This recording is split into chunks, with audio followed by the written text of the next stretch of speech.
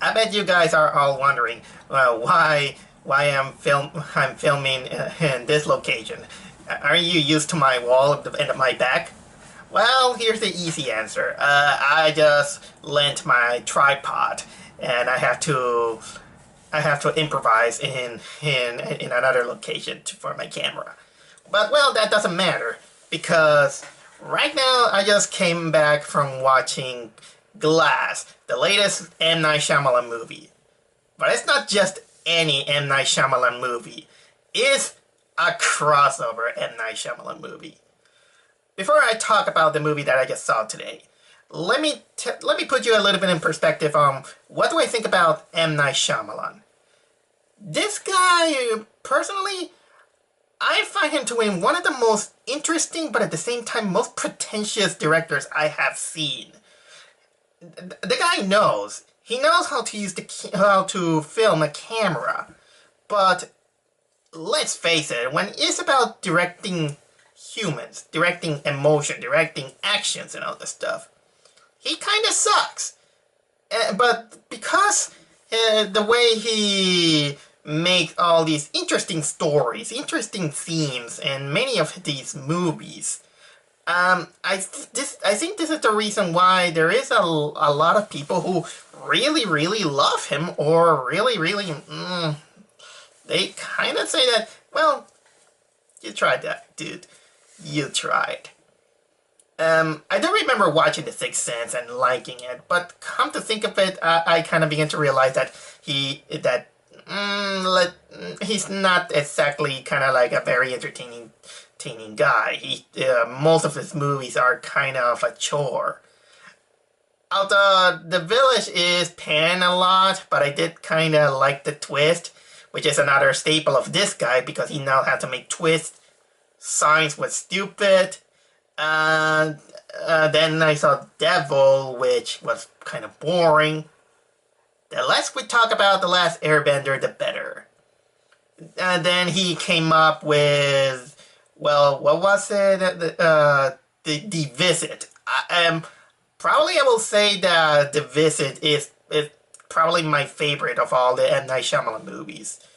And I did one day rent The Happening. Boy, that was an experience of awfulness. But it's something that you have to watch to believe it. But during all those M. Night Shyamalan movies, I think that this one that we just saw, it combines two of those movies, which is none other than Unbreakable and Split.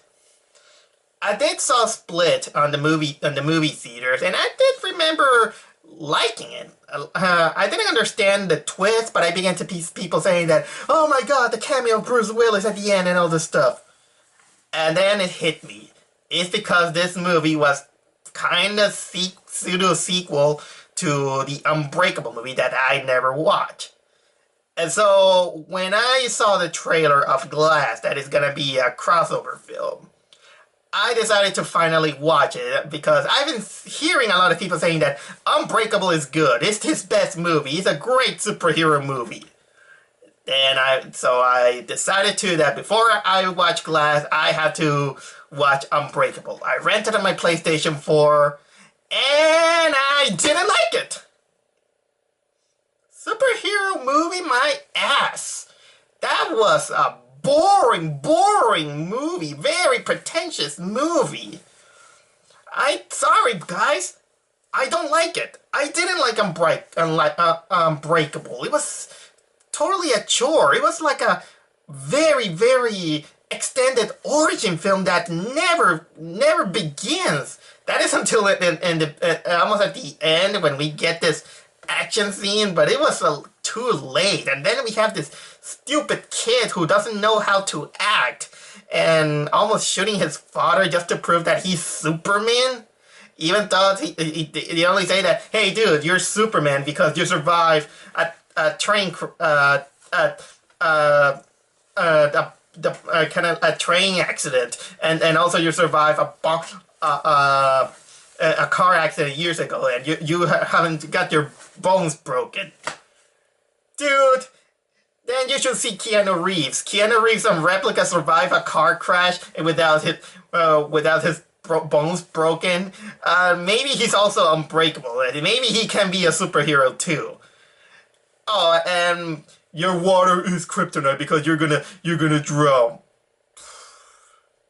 That's the is he a that's the stupidest thing I ever heard. If the alien from sign are also weak by water and they consider it the stupidest twist there is, so why they forgive this guy? It's not a terrible movie, but I didn't like it. That's okay. That's my rant to Unbreakable. But at least I finally got to say that I just came out from Glass. I didn't have my high expectation like many people have, considering that there are many M.Night Shyamalan fans that love Unbreakable / Split. I was only rooting more for the Split part more than the Unbreakable part. And here's my take on Glass. Like always, M. Night Shyamalan has a way to divide your emotions, divide the fan base, or divide it whether you're gonna like this movie or not. And in my perspective, I did like it. I like it better than Unbreakable, although I didn't like it as much as Split because they made something really stupid, and I'll get to that. And I warn you that this is going to be a very spoilerific, because in order to talk about this movie, you have to bear you have to bear the spoilers, because man, that this is something that you have to talk about it. So what's Glass about? Like I said, it's the crossover of Unbreakable and Split. If you don't know, Unbreakable is about Bruce Willis being this guy named David. What was it? David Tappan? No. Excuse me. David Dunn, who is a guy who survived a train accident and other circumstances, and well, because of that, they think that he is technically Superman. He can be a superhero, and he's been influenced by this guy named Elijah Price, played by Samuel L. Jackson, who tell him that, hey, you might be a superhero. No, wait, I'm just a security guard. Yeah, and of course he has his son who 100% believe that he's a superhero, and because, well, he can lift weights. He can lift weights, and kind of like Goku or something like that. And, well, in Unbreakable, it ends up, of course, that proving that, yeah, I might be a superhero because I also have the power that if I touch people, I can see, and I have this prediction in my head that they are doing shady things. And of course, it has been proven also that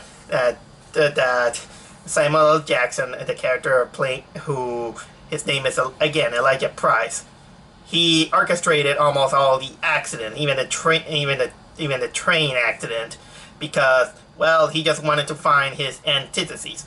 Mostly because he's a guy who was born with a disease that makes him bones very fragile, to the point that they shatter very easily. I don't know if it's in real life, if it exists. I do believe that it exists, but I don't know the name, so let me know. And Split, of course, basically is kind of like this thriller of this guy, played by James McAvoy, who is a guy who captures I think he captures teenagers. I kind of remember, and the thing is that his name is Kevin Crumb, and he has multiple personality disorder, encompassing 24 personalities. And well, one of them is a beast. He's kind of like a monster that has superhuman strength and feral abilities, kind of like a demonic monster. And I do remember really liking Split, mostly because James McAvoy was amazing. He was both funny, chilling, and at the same time, and he was wonderful in this film. And now we got Glass. we finally reached on that point, and and in this case, we got that. Yeah, it's 15 years after Unbreakable, and I think of 1 year after Split. And what happened is that finally these David Dunn and and Kevin Crumb, they finally meet after while he was trying to save some cheerleaders. But during the fight, they are captured by a mental institution and they're sent there. Of course, that also Elijah is also in there. And technically, most of the movie is just them being interrogated and trying to be healed by this psychiatrist, played by, what was the woman's name? Sarah Paulson. Sarah Paulson. Sorry, IMDb. I need my mind is not exactly like it is. And that's technically most of the movie. It kind of goes a little bit like an extension of the Unbreakable film, trying to become kind of like the deconstruction of the comic book superhero or something like that. And while the themes are interesting, I kind of prefer it when they're a little bit more fun and less pretentious. I think Kick-Ass did it better, although Kick-Ass has a little bit of that ultra-violence that might turn people off. If you know a lot of M.Night Shyamalan films, you know that he is a really slow building, but also a real slow pacer when it's about movie making. All the characters, they kind of restrain their emotions for the most part, and they kind of goes like everyone kind of walks and look at everyone like they're sleepwalking. They go like this, and this kind of makes it a little bit hard to watch and any M. Night Shyamalan. But I'll say this, that sometimes that pretentiousness has the benefit that sometimes it can become unintentionally funny. And honestly, I think this is the reason why many people like to go, is trying to find if there's something unintentionally funny that this movie gives out. And this movie delivers it. This is a little bit what I have with the acting. But I'll say this also. A lot of kind of 50% of the M. Night Shyamalan films has some good acting depending on what they're given. And by far, I think that James McAvoy is probably the best actor that I have seen in any M. Night Shyamalan, and this one is no exception. He was great, and if it wasn't for him, I will be bored out of this movie. And I think that James McAvoy is the big reason why I could carry out this movie with ease. Every time when he pops out of the screen, I just love how he managed to make all these personalities and somehow being both likable and scary at the same time. Still, that doesn't mean that I don't discredit Bruce Willis and Samuel L. Jackson, because they do a great job too. I've been hearing a lot of this concern saying that they didn't do enough with the David Dunn character, and I agree. They didn't do too much of it. And most of the things they were concentrating on James McAvoy, kind of like in the first half, and then the second half they finally get Elijah Prince to finally shine. And again, he's kind of a little bit like one of those pretentious villains, let's say. Although I wouldn't say that for a villain. I kind of understand his gray area. He was a man who wants to find a reason for his existence. I mean, wouldn't you be kind of pissed off that you want to enjoy life, but you have this condition that doesn't let you do that? And I'm just overthinking it, and that's kind of what makes you think about when I think about the scenes of Unbreakable, about the heroes and all this stuff. I'm sorry, guys, it's that I cannot consider this trilogy, now that it's turned into a trilogy, into a superhero movie or a comic book movie, because that will be a big a big overstatement.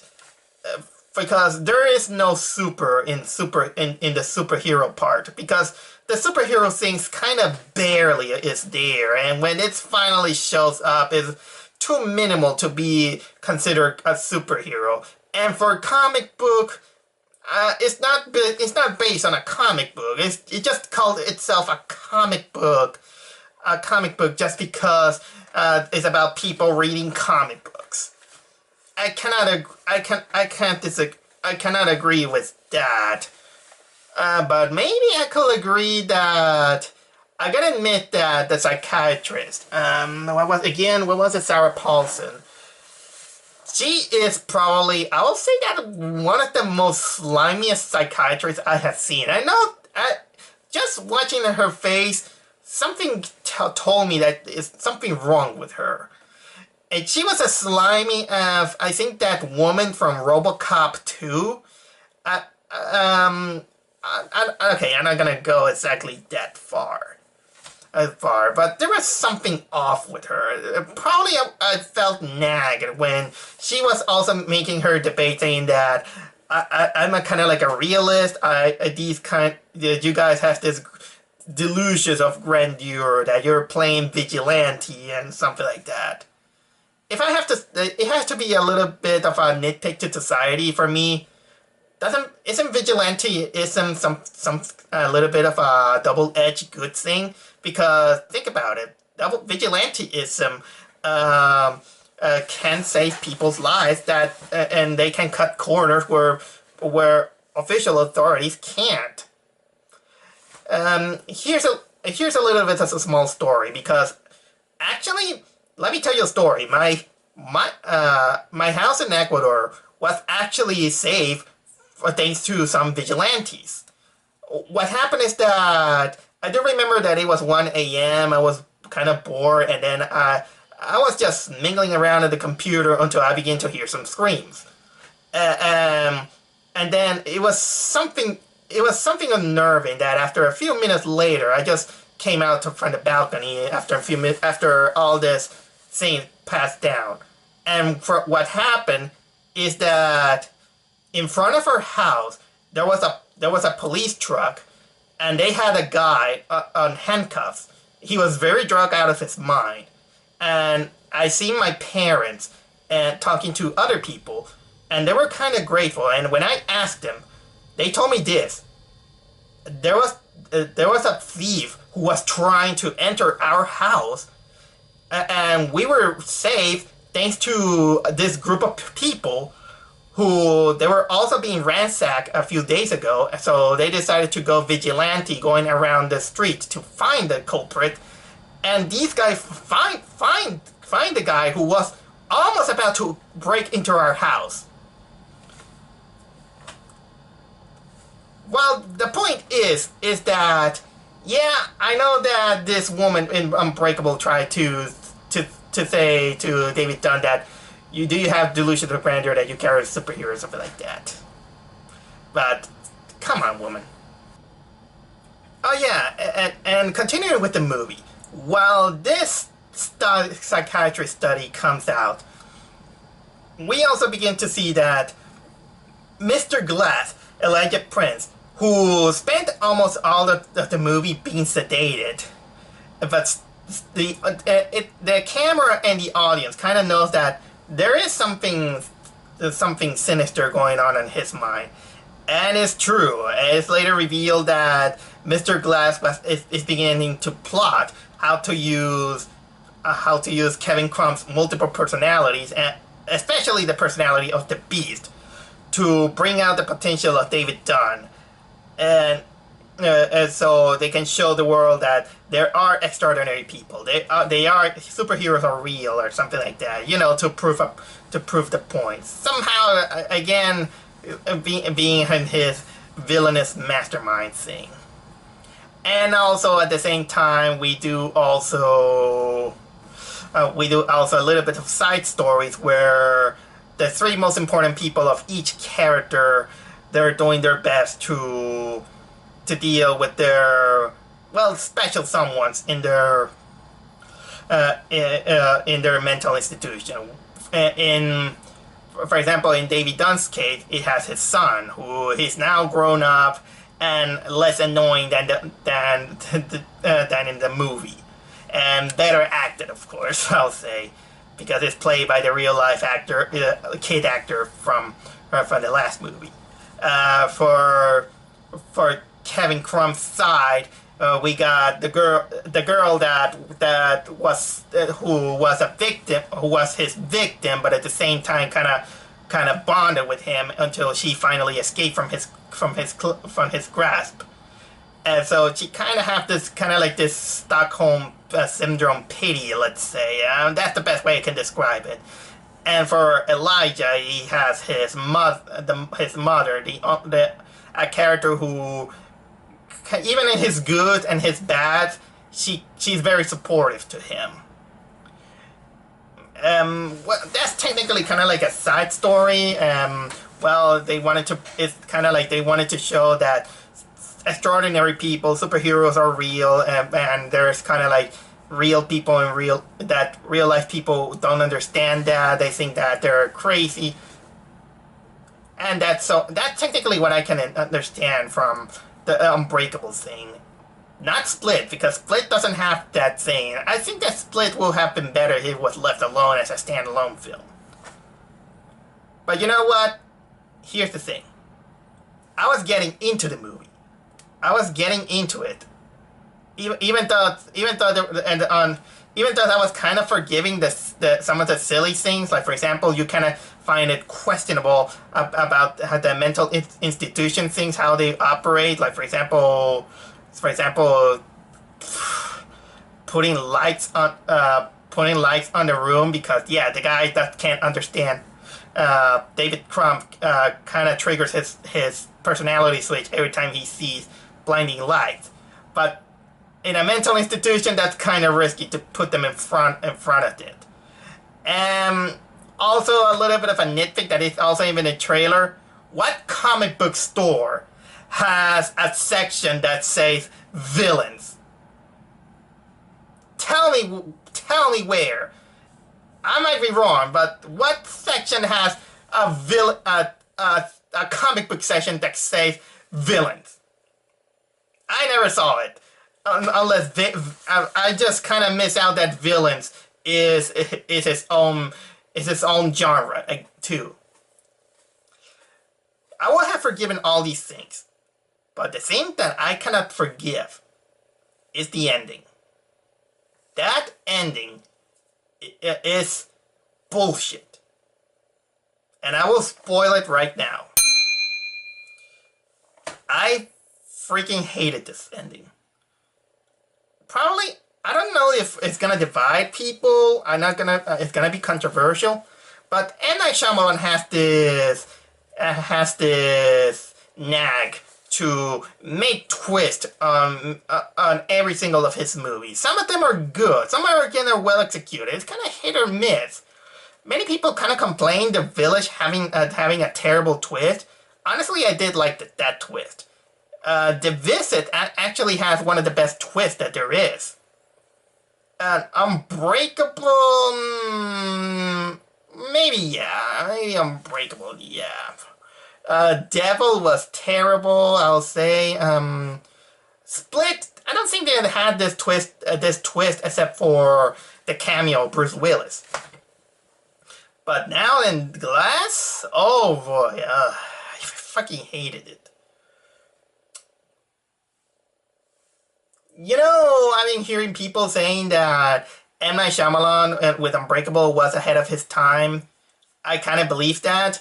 But when people begin to say that he's been working 19 years for making a sequel, and he's been working on the Unbreakable sequel for years, and he's finally coming up, and that Split was actually the Unbreakable 2 that he always wanted, and he's been working for many years. I don't believe that. I don't believe that he's been working for on this trilogy of superheroes for a long time. I think that this split thing and combining it with Unbreakable was a last minute thing with the resurgence of the Marvel superheroes cinematic universe and all this stuff. So I don't believe that. Okay, but let me tell you that. Let me tell you this freaking ending. Oh, jeez. We do finally have this epic battle in front of the mental institution, in which all the characters escape. Elijah Prince, Mr. Glass, he frees Kevin Crump so he can. So they can go to the Osaka Tower, so they can show the world that superheroes exist. And of course, David Dunn goes to stop them, and there's this epic battle, and where things are revealed. Relations were revealed. It is shown that Kevin's father was also in the same accident where Bruce Willis survived.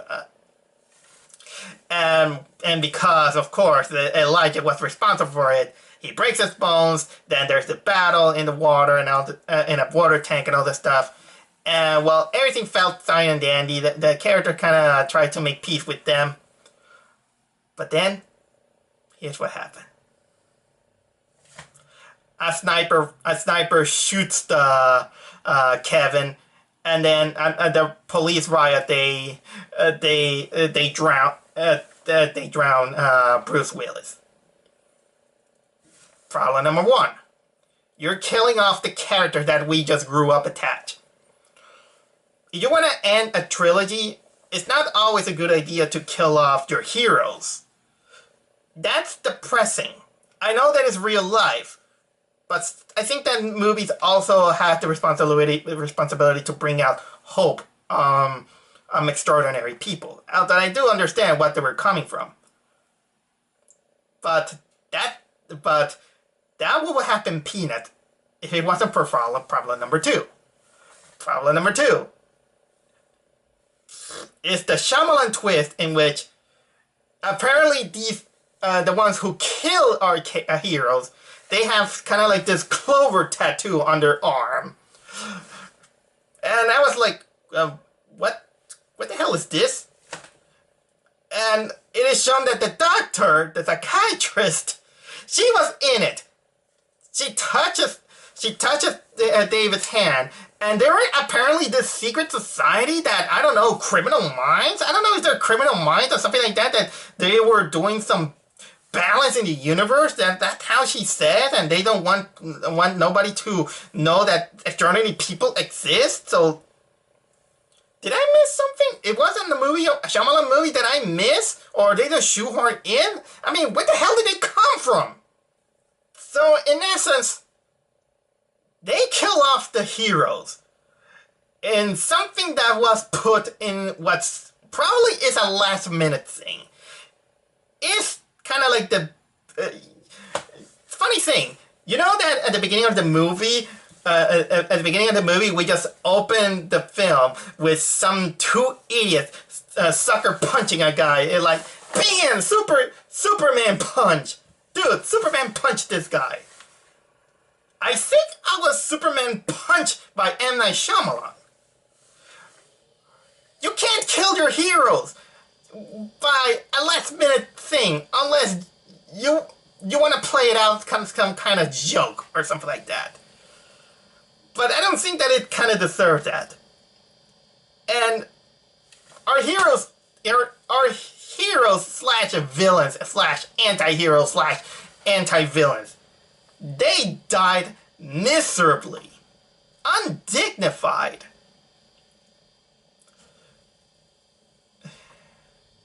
And the movie continues on with these guys self-congratulating them until it is finally revealed that it was all according to Mr. Glass' plan of revealing the superhero genre, that superheroes exist. Because during this all things, during all the things, they being recorded by the hidden cameras, the security cameras in the mental facility, and they thought, even though they thought they erased all the videos, no, he actually back up everything and managed to get all the necessary information of, the footage of Kevin lifting a car with his bare hands in his beast mode, and also Bruce David using his bare hands to bend a steel pipe and saving people, and punching a door with his bare hands, a metal door. And this three message, they leave it up to their dearest friends. David's son, Elijah's mother, and the girl that Kevin made a bond with. So they get the message. They go to this central station, because now all the video has been leaked to the internet, the media, and all this stuff, and they just watch people watching the media, and the media kind of feeling that, oh, probably this is the beginning and all this stuff. And Shyamalan, I think you don't know how the media kind of works, because probably people will say that, oh, this is fake or something like that, unless it is proven concrete and all this stuff. And then the movie ends, and I was like, what the freak happened? I was so... Somehow you made a worse ending than The Escape Room. How did you manage to do that, M.Night Shyamalan?